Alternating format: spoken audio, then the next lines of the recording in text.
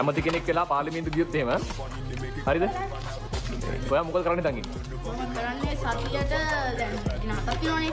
ඒ දෙකෙන් ඒ පහෙන් හතෙන් දෙකක් ඉස්කෝලේ තියෙනවා. ඒක දවස් 5ක් මොනවද ළමයින්ට. අම්මා දෙන්න. තව? අම්මට සිල් කියන්න එපා. එහෙම වෙන්නේ. ඒ කල්යලා පැය දැන් 7ක් 8ක් තියෙනවානේ ඉස්කෝලේ. පැය 6 තියෙන්නේ. දැන් අපි මම මේ අමාත්‍ය ධූරයට පත් වුණේ දැන් දවස් කිහිපයක් ඉදනේ. අම්මද පත් වෙලා ඉන්නද? පත් වුණේ නැහැ තාම. පත් වෙනවා ඉදිරියට කොහොමද කරලා. කොහොමද කරලා පත් වෙන එක පත් වෙනවා. පැය දෙකයි ඉස්කෝලේ තියන්නේ උඩරිම. ඒකෙනුත් ඉන්ටර්වල් එකට පැයක් අයින් කරනවා. ඔව් පැය දෙකෙන් ඉන්ටර්වල් එකක් පැයයි. ඔව්. ඒ ළමයින්ගේ මානසික තත්ත්වෙ පිට වැඩේට දෙන්නෙම නැහැ. හොඳට ළමයින්ට උගන්වලා ඉංජිනේරුවෝ කරන්නේ, ඩොක්ටර්ලා කරන්නේ, ගෑනුවෝ නර්ස්ලා කරන්නේ. දැන් එතකොට පැය දෙකක් ඉස්කෝලේ තියලා පැයක් උගන්වලා මේ ડોක්ටර්ස් ඉන්ජිනියර්ස් කර හැකිද? මම මගේ මතේ කරන්න පුළුවන්.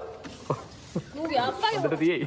ලේකම් එන්න ලේකම් ඔය ෆයිල් එක අරගෙන මගේ ඉදිරියට කරන වැඩ කොටස් තියෙන ෆයිල් එක අරගෙන